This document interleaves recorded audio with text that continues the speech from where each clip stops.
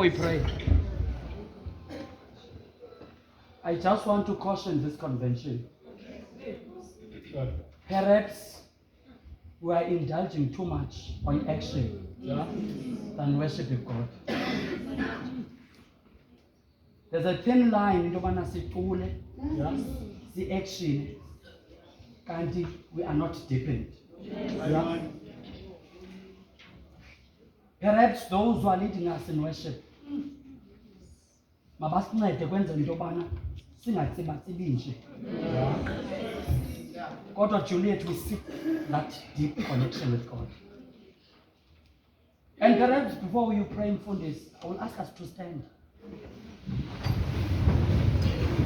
And whoever who wants to lead us in worship, whoever who wants to lead us in worship as we pray,